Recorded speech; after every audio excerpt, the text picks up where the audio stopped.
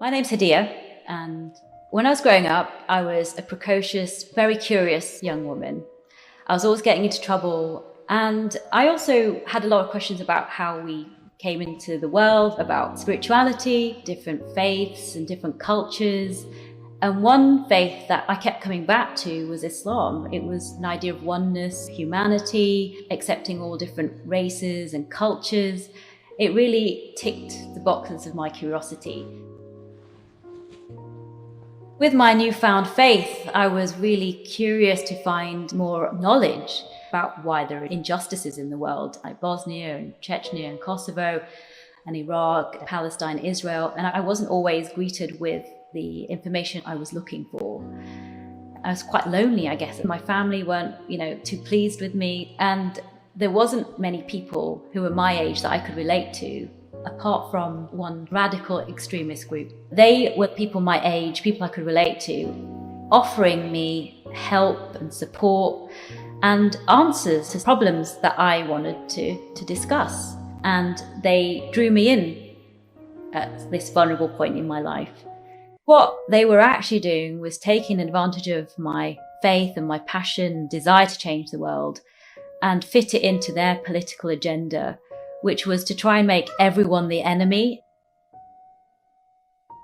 The penny dropped when 7/7 happened. It was so horrific and had such an impact on me, and that is absolutely not what I signed up for. I needed to leave, and not just leave, but do something that was going to reverse those years of my life. What I'm trying to do with my organisation now is to ensure young people have a safe space to go and discuss all of the concerns that they have without being judged, without being made to feel that they're saying something wrong.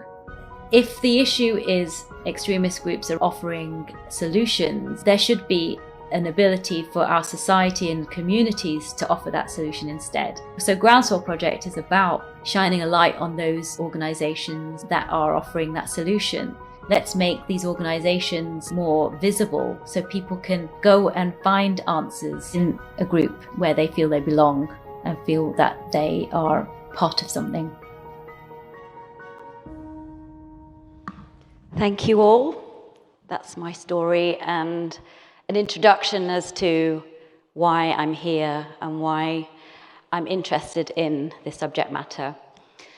I was 19 years old when I was recruited to a political Islamist organisation. It was non-violent.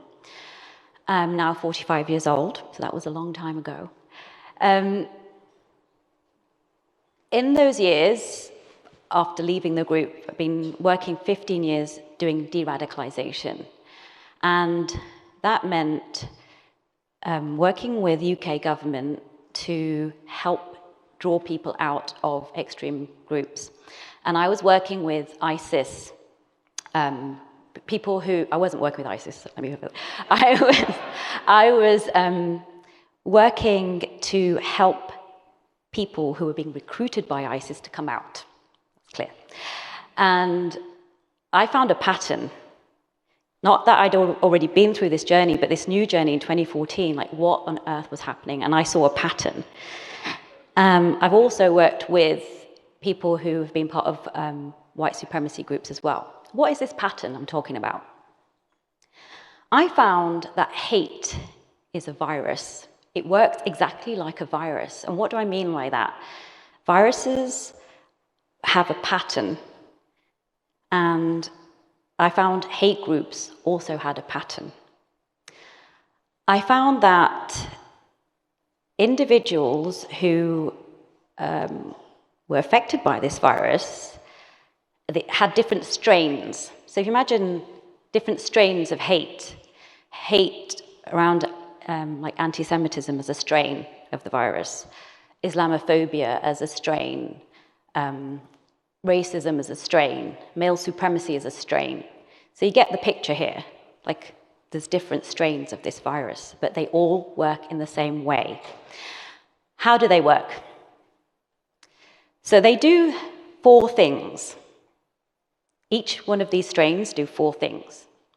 They divide communities, they prey on individuals who are vulnerable, and they market what they do immaculately.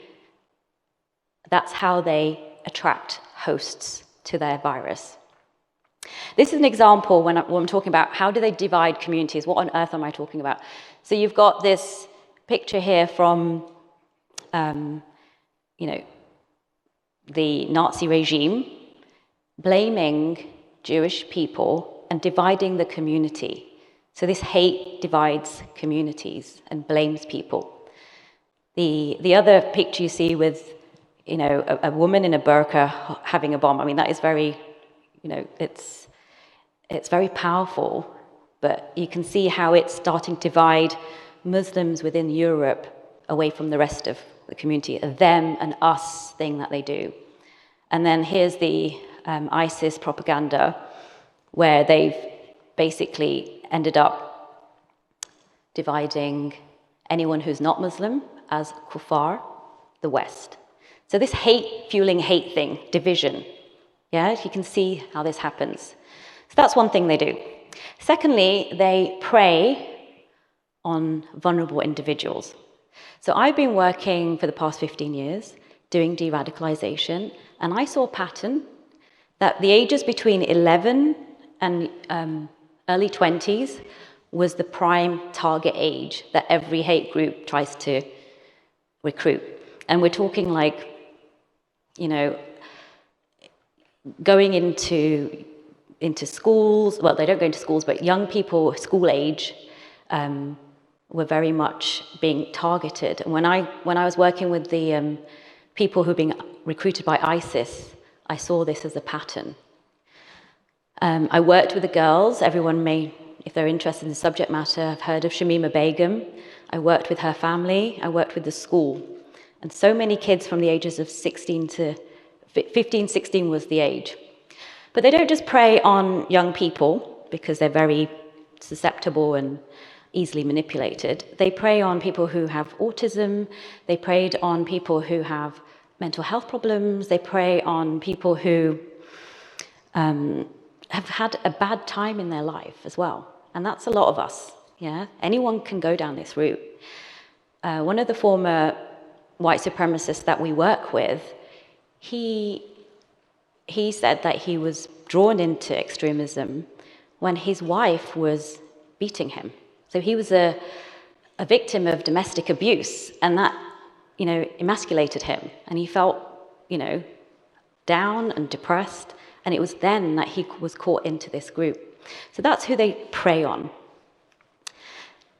Thirdly, they are amazing at marketing. Do not underestimate this. The picture you see with the ISIS flag, I mean, it's very dramatic. Somebody's taken a lot of effort to make that. This actually was given to me by Miley Craces, who she dedicates her life to looking at ISIS propaganda, and she was like, this is really interesting and amazing, their propaganda. You can see it attracts people. The middle one is the school shooting, trying to glamorize these people. And then the last one is Andrew Tate making his special symbol.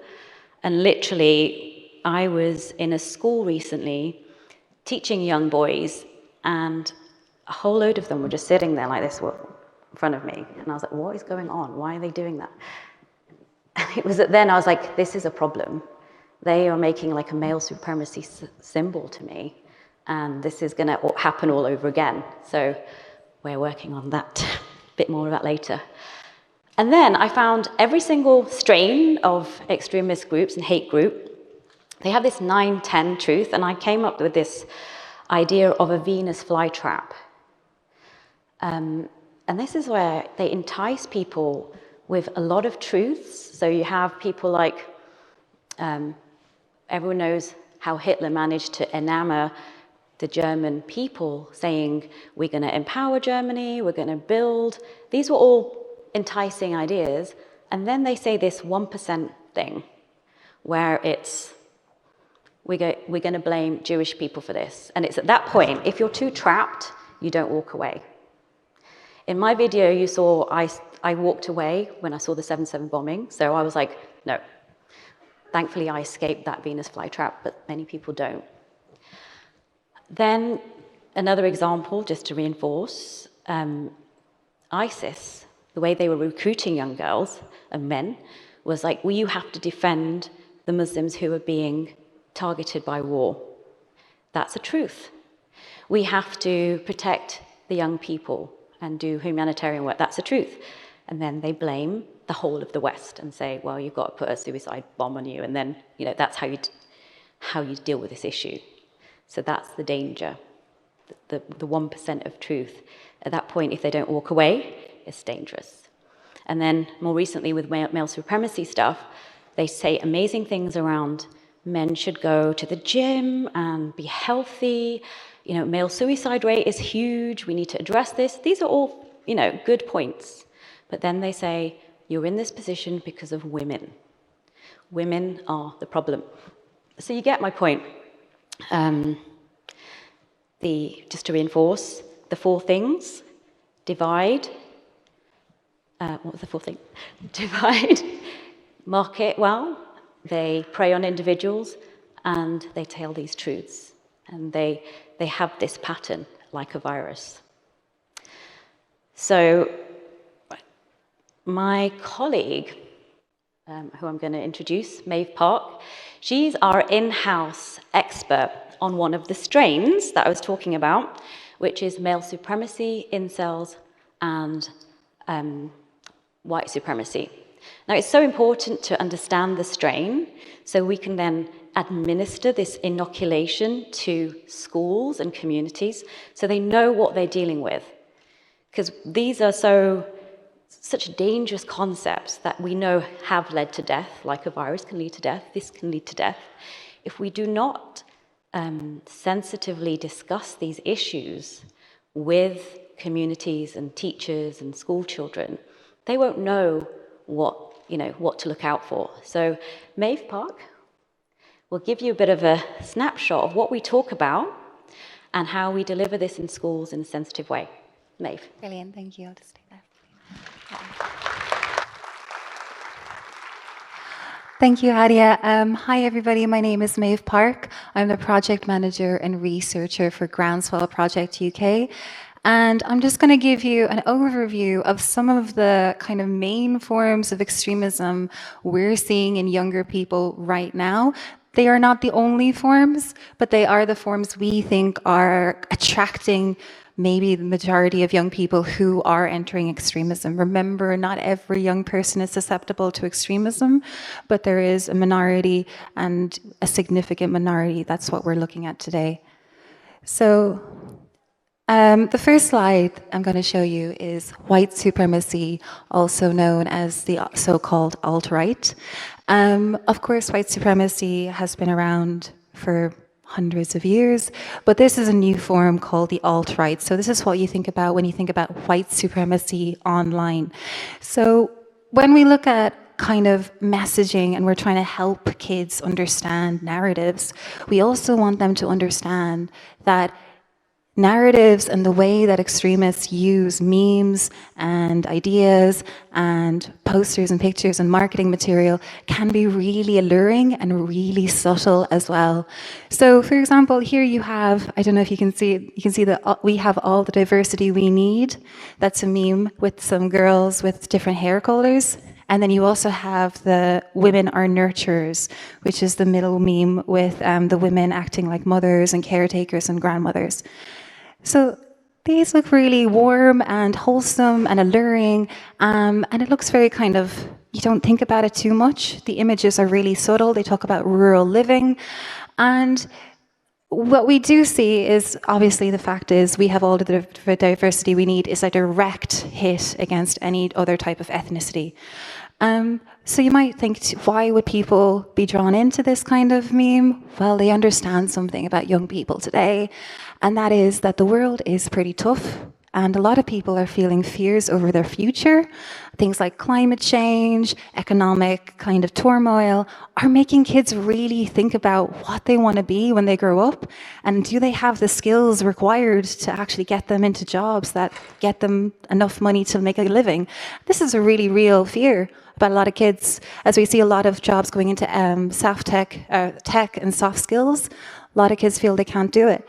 So there's this kind of revert away from modernity and go back to how it used to be when men used to go to work in the mines or manual labor and have a good life, and this idea of rural living and going back to that. So that's a very alluring concept to them, of returning back to those days. But of course, the narrative has a very strong overlay of those were the days when things were great, especially when you were white. So it kind of goes into that as well. So you begin thinking, I'd love to live in the countryside, and then you end up in kind of groups that are talking about how country and rural living, or how white people could have a sustainable living, and also power and control. Then you also have the kind of more kind of, I guess, kind of flashy memes called Fash Wave, defend the faith, embrace tradition, reject modernity, we are with God.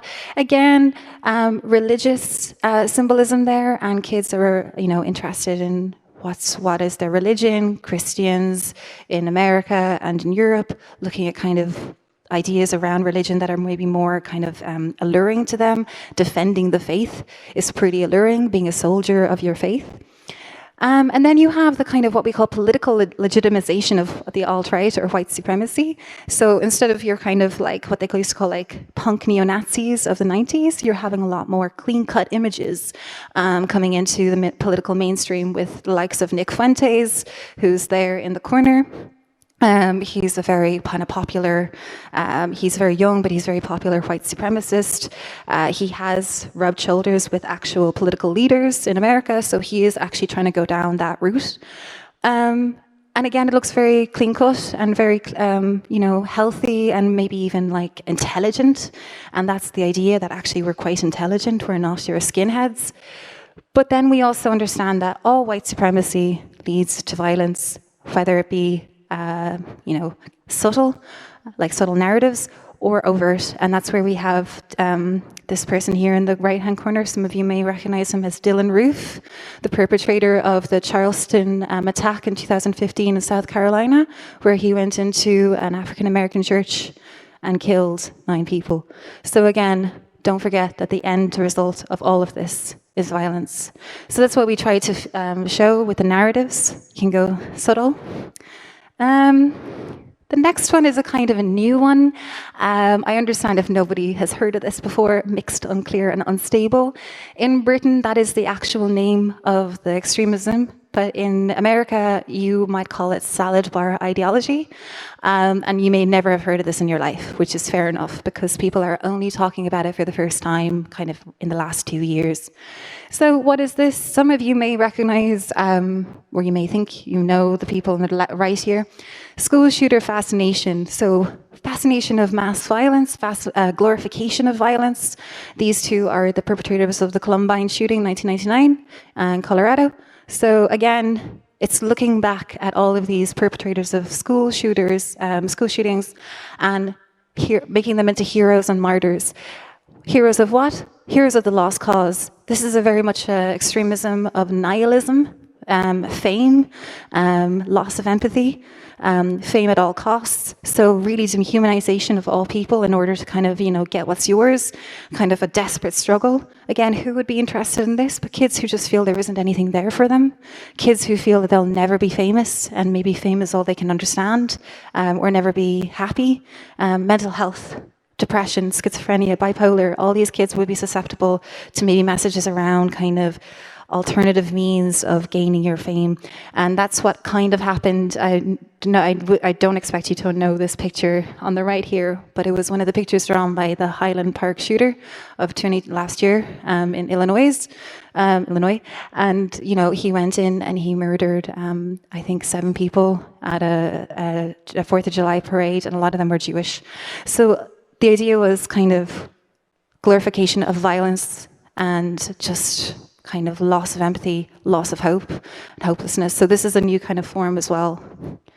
And the last one I'm going to talk to you today about is what we know as misogynistic extremism, also known as male supremacy.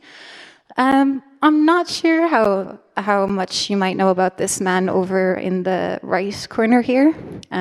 He is extremely famous. His name is Andrew Tate. He was the most Googled man on earth in October. Currently in jail in Romania for crimes, well, suspected, and he's been accused of crimes of sex trafficking. Andrew Tate is just one example of this type of extremism where it's extremely misogynistic, and the idea is you have to get fame, money, status, wealth, and what is a real man is based on those things at all costs, and control and domination over women. This is unfortunately on the rise, not only in Britain but in America. And, you know, I think that not seeing that is a huge threat, even if it may seem benign. Sometimes we're just so used to misogyny that we don't even see it. Is going to be detrimental. It's dividing communities, dividing schools. We went into many schools in London where the teachers, female teachers, are afraid to teach classes. They're getting really demoralized. They're getting intimidated by their students. And the girls in the class are getting more exasperated and fearful of their male peers as well. So this is a real problem, causing a DV risk and violence against women. In the middle, you'll see the kind of what we saw with the white supremacy memes. It comes in kind of subtle narratives, ideas of established and complete women versus a victim of feminism, meaning she has college debt, she's drinking wine and has a cat, and this is supposed to be, you know, awful and dire. And it's subtle, but that's how it begins, and then it goes more and more and more, and then I don't know if you would recognize this man on the left, but he's Elliot Rodger, the perpetrator of the Isla Vista killings of 2014, where he went on a rampage in the streets of Santa Barbara and killed 6 people because he was angry that he could not get a girlfriend and no girl would be interested in him, 21 years old. And, you know, it's a case where, you know, extremism affects everybody, really, because he came from a privileged family. His family were shocked, did not even know that was happening, and that's what happened. So, and not all victims of misogynist extremism are women. 4 of his victims were men. So again, it's just he went on a shooting rampage, and this is what the kind of extreme of this form of misogynist extremism is. Okay, so I'm going to pass it back to Hadia, who's going to take us through the last remaining slides. Thank you very much.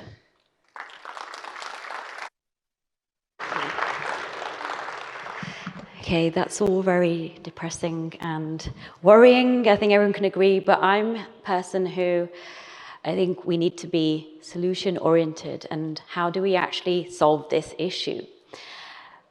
Obviously, we know education and training is one of the most important things we can do to inoculate, and we've been privileged enough to work with around 3,000 students already, and you know, managed to work with teachers as well. So this has been something really important for us to have been able to do.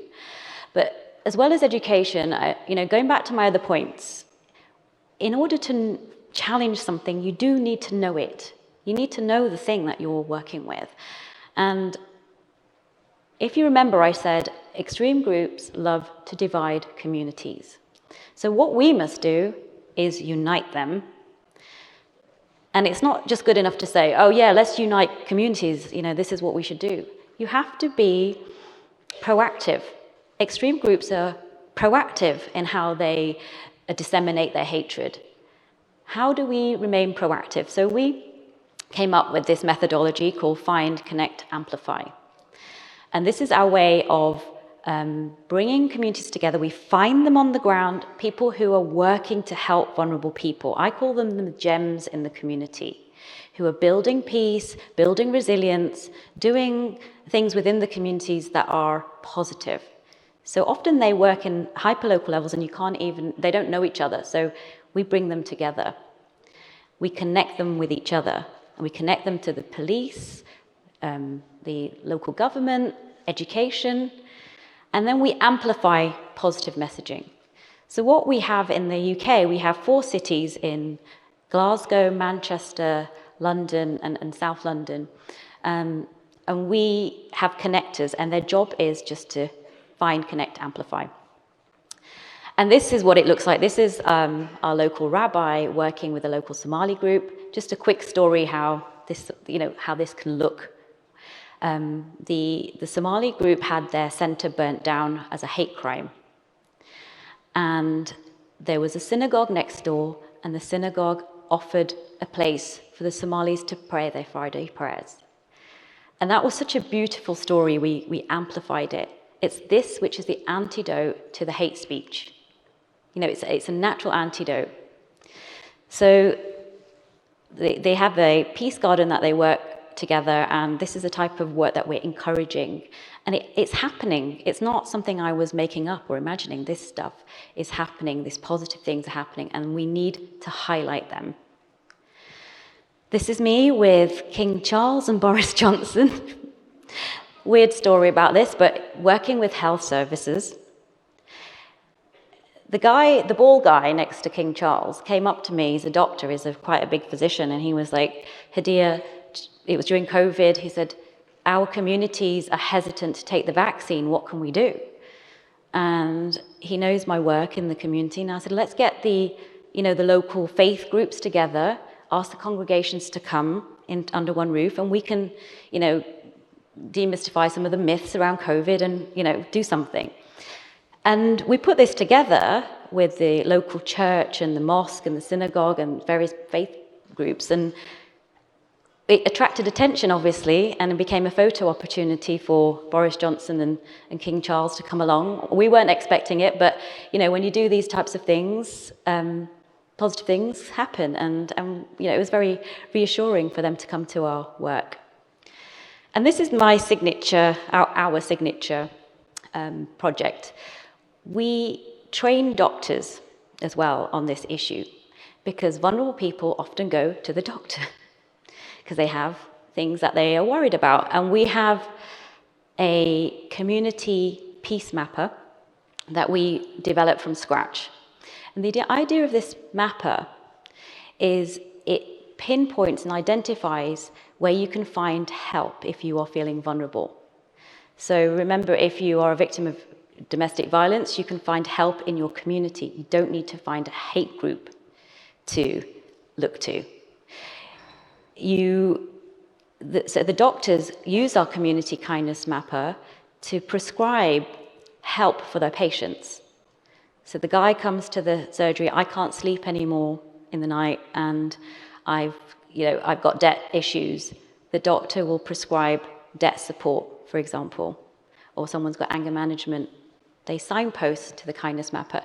And the idea of the kindness mapper I'm also the chairwoman of the counterterrorism advisory group at Scotland Yard, which sounds quite fancy, but I get to boss some of the police officers around, and it's kind of fun. But no, the idea, they're always coming up with hate mappers. This is where all the hate is. And I was like, well, what about the kindness? That's the antidote. Like, why can't we do this? And so, this is an example of it. You can upload your work that you're doing to build community resilience if you work with refugees, etc. So that's the idea of it. Remember, I was also saying they are masters of marketing. So we work with MNC Saatchi and Meta to come up with campaigns that are positive. So this guy here, his name's Patrick. He's worked 25 years in his community, empowering young people through music, through sport, to get education.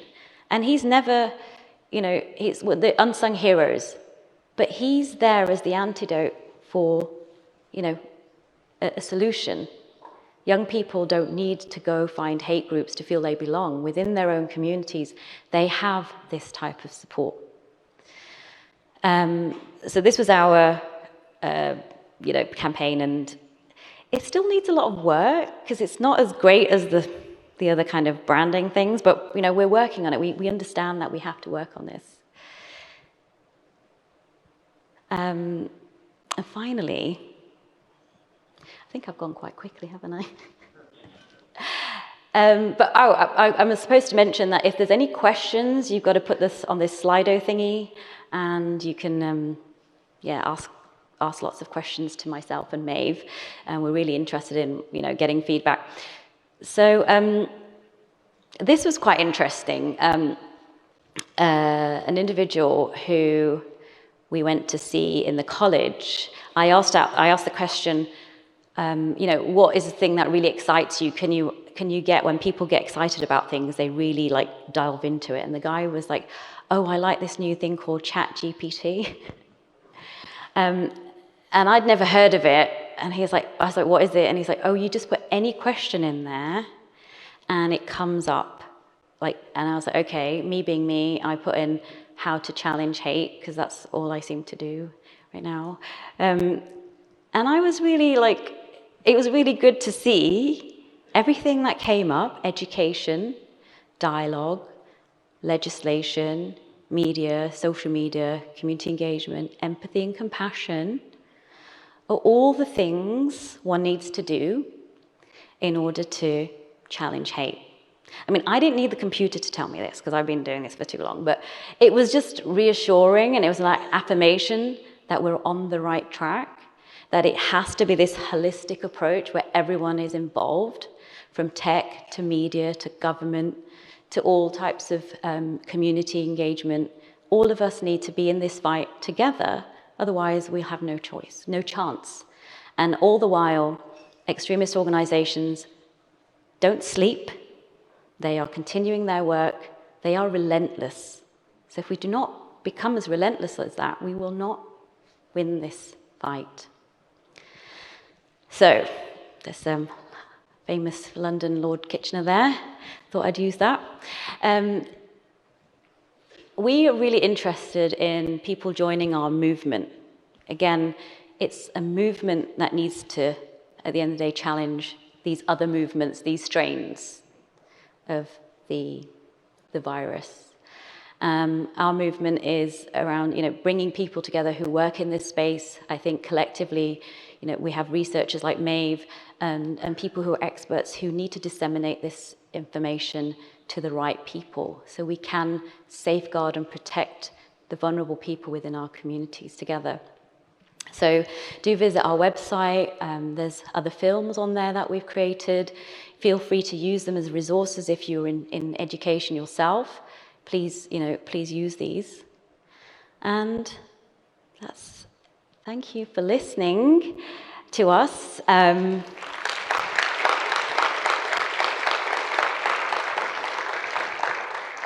We have quite a long time for questions and answers, so I'm hoping there's going to be some, and some of the things I might have missed may come out in the conversation. So it would be great to have some questions. Am I just supposed to read them off here? Yeah. So we have here, what is the role of technology and social media in the spread of extremist ideologies among young people, and how can we mitigate negative effects? Okay, so if we go back to the virus analogy, they will use any vehicle they can to spread their messaging. So obviously, back in the day when I didn't have social media, when I was part of these organizations, I would try to recruit individuals to my greater good cause, I believed at the time. Meeting people in different environments, in schools or in colleges or in community spaces. What the role of technology has allowed is now they can just get into anyone's home. So you can just be behind a screen and recruit thousands of people. So this has been a great way to push extremist ideologies. We worked together with Facebook and Google, because a lot of the times we found that the algorithms were radicalizing people. And they're like, oh my God, they're using our platforms to do this. There was an attempt for some of the tech groups to do something called the redirect program. I was involved with this, and it was around changing algorithms to something positive, but sometimes it backfired a little bit, and it wasn't as good as it could have been. What my solution to this is, the internet was never made to be controlled. See, if you just stamp out terabytes worth of content, another terabyte will come forward, and you cannot get rid of this. But with our methodology of inoculation, at least warn these kids, warn the communities about the strains that's affecting their children and affecting their community and the vulnerable people. If you warn them, then it's less likely to affect them over the technology. And this was something very prominent and important for me to do when I was working with, in 2014, Shamima Begum and her friends went along. They were 15 years old, and they were Pied Pipered out to ISIS territory. Most of them didn't make it back. And the ones that tried are still out there because they made a mistake when they were 15. And if only the parents knew about it. And now we're 2014, 2023, we are more knowledgeable about these issues. It is not acceptable for us to allow this to happen, to continue happening. So that's the idea. Social media obviously is being used as a tool, and it always will be, but they cannot affect people who are being warned, and that's what we're doing with our students right now. The question? Do you have any suggestions for calling teen boys in instead of out if you notice troubling signs of misogynistic extremism? I think that's for you, Maeve. Yeah, do we have any suggestions? Well, we're working on it right now. We're working on a pilot scheme, a workshop that isn't so focused on, I guess for all intents and purposes, like blaming boys. Because we are aware that the majority of boys who are even interested in Andrew Tate are not misogynist. They're just young and they just like him because he's like a bit of a GTA hero. He's like a cartoon character almost to them. They're not aware of the deeper narratives. That's why it's all about the subtle narratives. It's really hard to argue against going to the gym. Going to the gym is not a hate narrative, absolutely not. So that's why they're so good and clever, Andrew Tate and that kind of element. So we call them in by actually confirming that going to the gym is not a problem. Neither is wanting to have money, if that's what you want. Neither are cars. Like Bugattis are not hate speech. But what we do look at is we challenge them on the rhetoric of Andrew Tate when it comes to their own happiness. So for example, and this is not just Andrew Tate, all misogynistic extremism. Example, if a man is the breadwinner, that sounds great, except that's a lot of pressure, especially in today's economic climate. Do you really want that pressure on your hands to become the financial support of an entire family? Can you do it? Is that something you're willing to do? Wouldn't it not be easier if you had support or a partner who could help you?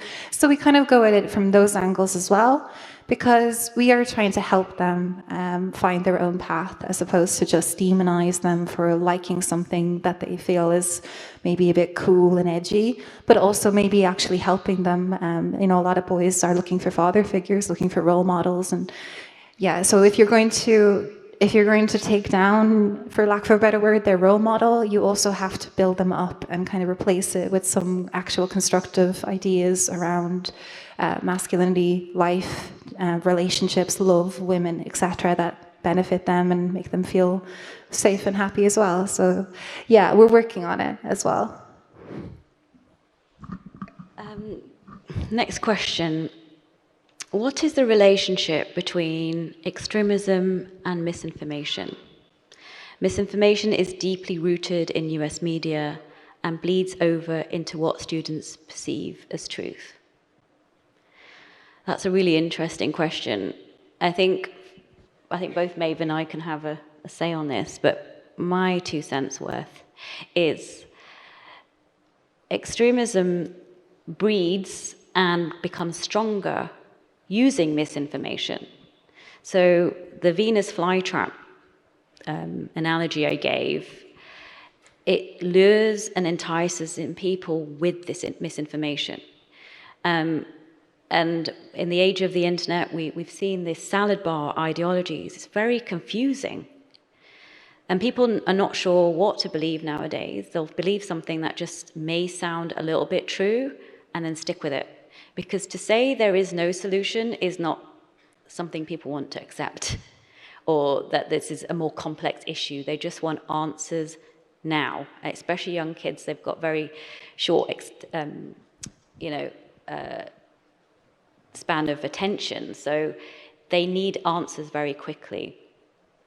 So misinformation it's deeply rooted in US media. It does feed into the blame game I was talking about, the separation, the division. It all helps extremism flourish. And we do need to push back against that. So when we have our Find, Connect, Amplify model, we want to amplify something that directly challenges that misinformation. And we want to give information that would, if it's something around Islamophobia, and people are saying, the West hates Muslims. This is something that is prominent in, all of the media. And then you look at that drawing with the bomb, you'd be like, yeah, the West is Islamophobic. And then you put something out in media around the synagogue helping, Muslims after a hate attack. That immediately helps with that situation to counter-narrative it. There's a counter-narrative by promoting this positive type of work within the community. And extreme groups hate it. They hate interfaith work. They hate things that are not allowing them to do the divisive. And I'm just going to give you a quick anecdote. I was doing a project called Love Thy Neighbor. It was very, very like, oh, this is so lovely, love thy neighbor, who's going to hate this? And I had no idea that this was going to cause so much trouble. There was a local mosque that was trying to establish itself in a predominantly Jewish community, and they were trying to build relationships. So I said, I'll help you with an exhibition around how Muslims in Albania helped Jewish people during the Holocaust. And that is a lovely, symbolic and positive message. Lo and behold, the people who were part of the mosque community, the people who heard about it, extremist groups, started to threaten the people in the mosque, saying, you are pro-Israel, this is something you can't do, we will come and threaten your mosque if you have this exhibition called Love Thy Neighbor. And they felt threatened by this. And then you had Jewish extremists who were saying, this is, Holocaust revisionism, and we can't have it. So they just became very, very anti this project called Love Thy Neighbor. And unfortunately, it had to be shut down because the people in the mosque were quite frightened of, the repercussions of what's going to happen. And I was like, instead of not having it at all, let's have it in a secret location, because I'm like, these guys ain't going to win. We can't let them win. And we had it in a secret location. And if you go on our website, you'll see some positive photos. We went ahead with it. And we were like, if you are scared of interfaith and you're scared of something called Love Thy Neighbor, we're going to love our neighbors even more and really annoy you. And yeah, this is the idea of killing this virus with kindness. There's absolutely no other way of doing that. And we can do very hard-hitting things, but at the end of the day, it's the softer and more powerful approaches that are going to be more impactful. And just to let you know, they did turn up to the secret location because they found out, because I don't know why, they've just got nothing better to do. But they came along to the exhibition and they kind of started changing their mind a little bit. So it was worth it. It was worth it. It was a headache, but it was worth it. Okay, I've gone a little bit off what this is, but maybe Maeve, you can ask this one. Yeah, so it says, can you speak more about what the school programming looks like?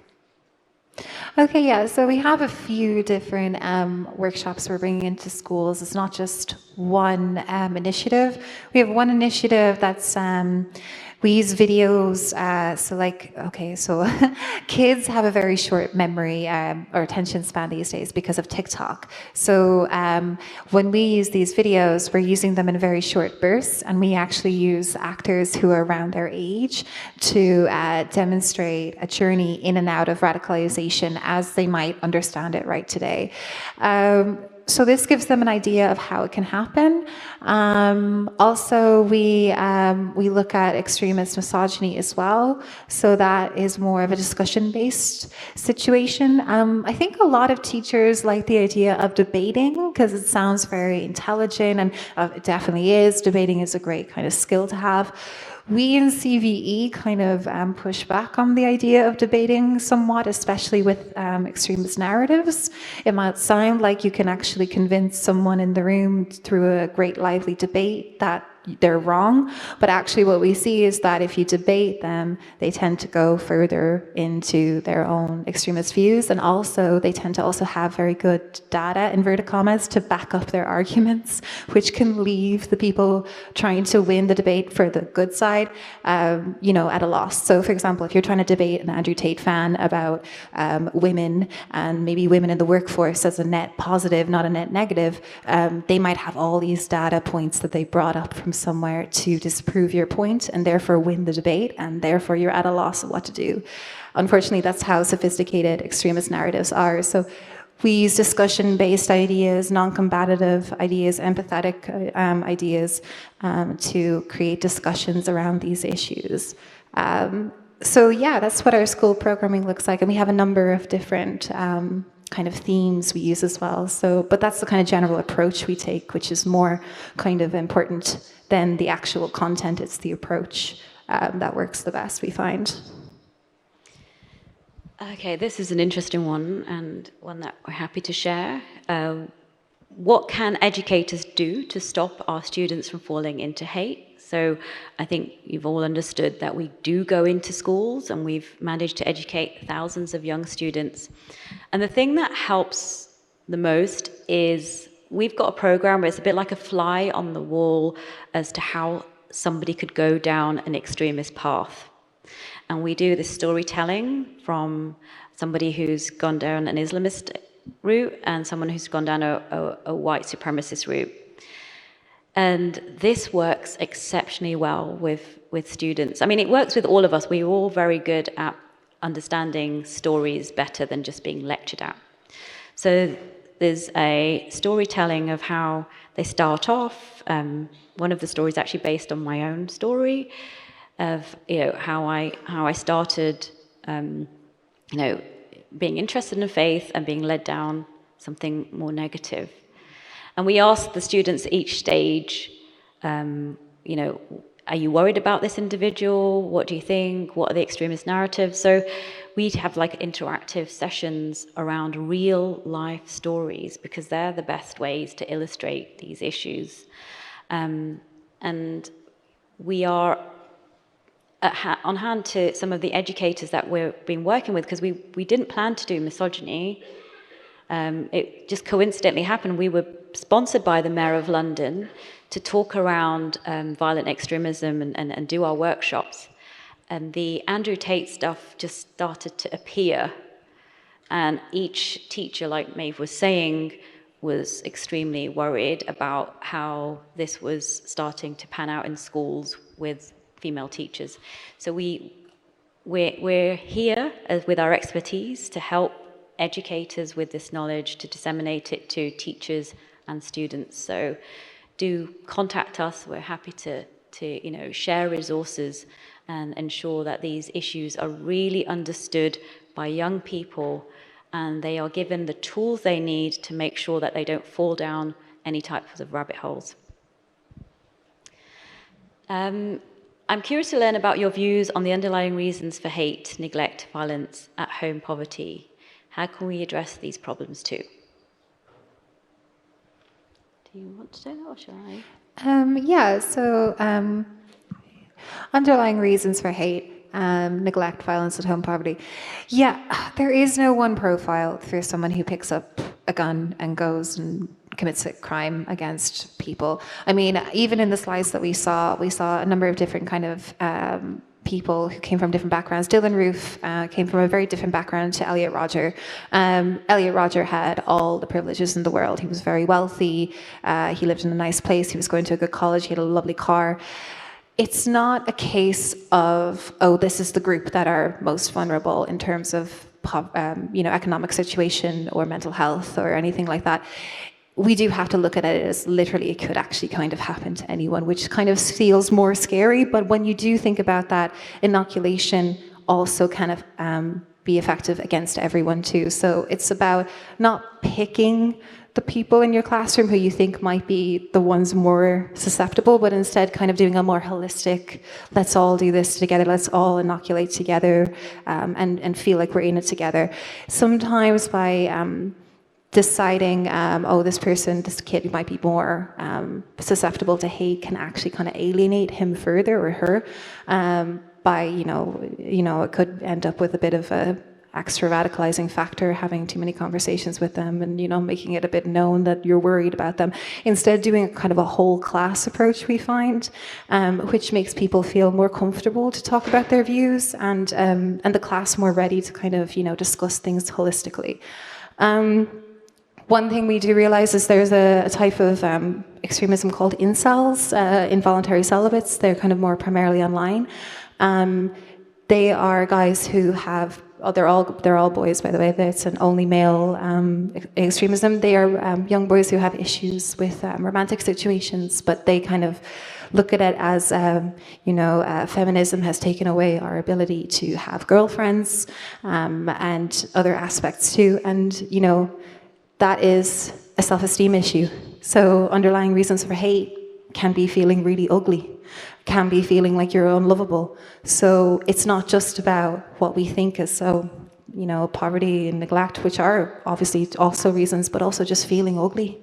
So that can happen to absolutely anyone. So again, it's like, how can we address them? Address them as if you would the actual problem: self-esteem, mental health, communication, social inclusion, social skills. Sometimes some kids actually need to learn social skills that maybe you feel are a bit like immature for their age. You might think, oh no, this is too kind of simple to teach them how to have conversations, but sometimes that's actually really important. And the more they have a friendship group, the less likely they are to be susceptible into hateful ideologies and narratives. That's a huge resilience factor too. So yeah, getting kids together is actually a good way to address these problems. And if you saw earlier in my talk, the community kindness mapper has been devised to address exactly these issues. So somebody like Patrick, who we heroed, he works with kids who are in poverty, who may be part of gangs, who are neglected. So the solution is in the community itself, oftentimes. You have beautiful individuals dedicating their time to helping people who are going through these issues. And that's what we need to keep highlighting. So I urge everyone to, look at our kindness mapper. We're trying to build it. It was built from scratch. But the concept, I hope you understand, is to highlight the people who can help individuals who are going through a tough time. And this is something that we want to promote. We want people to, if they can upload the organizations that are offering support, often the community can volunteer with them as well. So it's like pushing kindness, not just for support if you need it, but wider community offering volunteering help and this exchange of support of organizations in their own area. So giving back charity to people within your own community so you can see the fruits of what you're doing. And I just want to end at the end of the day if you were to leave a garden neglected, it will grow weeds. It will, overgrow and it won't remain beautiful.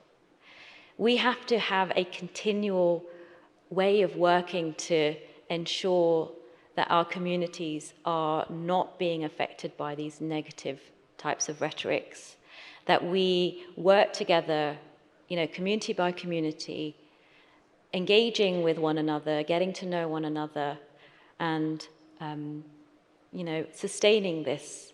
So it's not good enough just to go and do a talk or a lesson and then run off. This is something that has to be continuous. Otherwise, we've seen hate groups coming to encroach within our communities, affecting our young people's minds, and worst case scenarios leading to hate and to death of individuals for absolutely no reason. So there is a solution. Working together is the key. Please join us in our movement again. And any last words? We've got a few minutes. Do we want to take one more question, or at this point we could? Yeah. Yeah? Okay, Maeve, you can say. Yeah, I guess we'll take the last question. Or... Yeah, okay. How can we combat hate at US colleges and universities? Yeah, that's a really interesting one. That's a really difficult demographic to break into, because I suppose in schools you have a captured audience, and you also have a type of, authority where you can make them do things, quite frankly. You can't do that with university students. You can't make university students attend your seminar on misogyny or hate.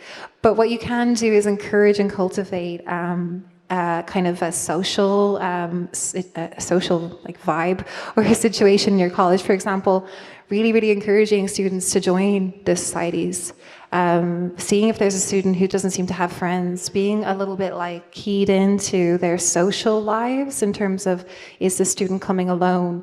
Does he seem to never talk, or she seem to never talk, or is there something kind of going on there? And kind of engaging with that student to see how their social lives in college are going. The best resilience is having a group of friends and being involved in some type of social situation. So, but of course, having courses, seminars, workshops on hate, countering hate, social justice, anti-racism are all really brilliant initiatives as well. I'll just leave it there. Well, I want to just also end, when we went into college recently, we had the head of the society come up to us and say, could we have a groundswell presence within our college that helps to identify volunteering groups, like I talked about the gems in the community, and our college students can go and support these groups we're learning about IT and social media. We would love to use our knowledge to help local communities. So it was really heartwarming to have been approached by the president of this college and saying, can we have a groundswell presence and help you with the kindness mapper and give support within our local community. So I think having things like that in the college where it's students can proactively help voluntary organizations, they feel like they're contributing something, is very effective. I was radicalized on university campus, so I know how it can be divisive. But if there is an active movement towards the various societies knowing each other, the Sikh society, the Islamic society, the Jewish society, all coming together at least at some point and getting to know one another, because I think that doesn't happen on campus. They just go into their own separate pigeonholes and don't bother mixing. And that's really dangerous. It's unfortunate that you had all of this culture and you didn't even take advantage of it. So I think that is something that universities and college should definitely encourage, that people come together and learn about each other. This is how we're going to challenge hate. Okay, I've been asked to say my goodbyes. So thank you so much. We've obviously come all the way from London, and we're very privileged to have been here and to share all of our work with you. So thank you so much.